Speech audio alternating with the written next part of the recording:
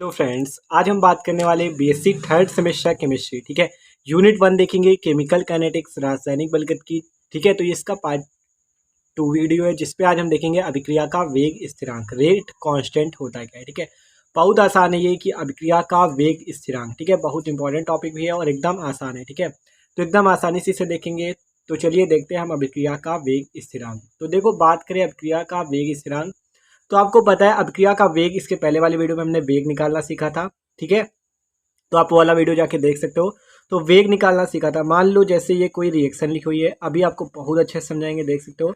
ये कोई रिएक्शन लिखी हुई है। ठीक है, जैसे नाइट्रोजन प्लस हाइड्रोजन से क्या बन रहा है, 2NH3 बन रहा है। ठीक है, यहाँ पे नाइट्रोजन भी गैस है, हाइड्रोजन भी गैस है और NH3 जो अमोनिया बन रहा है ये भी आपकी गैस है। ठीक है, यह आप ऐसे समझ सकते हो, अभिकारक है आपका। ठीक है, नाइट्रोजन और हाइड्रोजन क्या है, इधर वाला जो होता है ये अभिकारक होता है। ठीक है, फिर अभिकारक से क्या बनता है, उत्पाद बनता है, मतलब क्या बनता है, प्रोडक्ट बनता है। ठीक है, ये प्रोडक्ट है और ये अभिकारक को हम लोग इंग्लिश में क्या कहते हैं, रिएक्टेंट कहते हैं। ठीक है, क्या कहते हैं, रिएक्टेंट। तो रिएक्टेंट से प्रोडक्ट बनता है तो उसे रिएक्शन कहते हैं। तो ये बात होती है।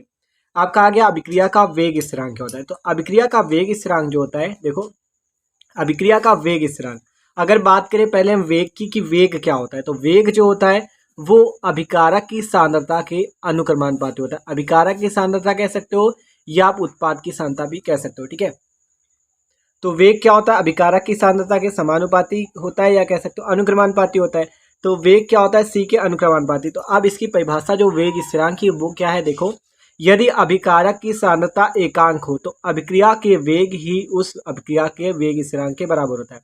अभिक्रिया का वेग ही जो होता है, जो अभिक्रिया का वेग होता है वह क्या होता है, उस अभिक्रिया के वेग स्थिरांक मतलब रेट कांस्टेंट के बराबर होता है। रेट कांस्टेंट क्या होता है, देखो ये जो वेग समीकरण है, वेग प्रोपोर्शनल सी, सी क्या है यहाँ पे, अभिकारक की सांद्रता, मतलब वेग अभिकारक की सांद्रता जो होती है वेग के समानुपाती होती है। अगर इस पे अभिकारक की सांद्रता है जो सी है इसका मान 1 कर दिया जाए तो अभिक्रिया का वेग ही उस अभिक्रिया के वेग स्थिरांक के बराबर होता है। ठीक है, अब बात करें क्या कैसे, देखो, तो देखो वेग प्रोपोर्शनल क्या लिखा हमने, अभिकारक की सांद्रता, और वेग को आप इस टाइप से भी लिख सकते हो dx/dt। ठीक है, dx/dt। ठीक है, तो ये क्या हो रहा है, सांद्रता में परिवर्तन, इसी कारण से dx/dt लिखा। तो dx/dt आप लिख सकते हो। तो dx/dt प्रोपोर्शनल, अभिकारक की सांद्रता को हमने क्या मान लिया, यहाँ पे c मान लिया। तो dx/dt प्रोपोर्शनल क्या हो गया, c। अब जब ये प्रोपोर्शनल का चिन्ह हटेगा तो एक नियतांक आता है, देख सकते हो, जब प्रोपोर्शनल का चिन्ह हटा तो इक्वल लग गया, dx/dt इक्वल टू क्या हो गया, kc। अब यहाँ पे जो k है, ये k आपका क्या कहलाता है, रेट कांस्टेंट, मतलब आपका वेग स्थिरांक। के क्या है, वेग स्थिरांक है। सी आपकी क्या है, अभिकारक की सांद्रता है। क्या है, सी क्या है, अभिकारक की सांद्रता है।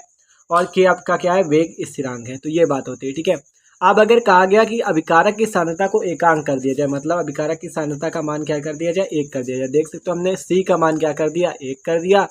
तो क्या होता है, अब तो आपसे कहा गया यदि आप अभिकारक की सांद्रता का मान 1 कर देते हो तो अभिक्रिया का वेग ही वेग स्थिरांक के बराबर होता है। देख सकते हो जब हमने यहाँ पे c का मान 1 रख दिया तो dx/dt इक्वल टू k/1 हो जाएगा।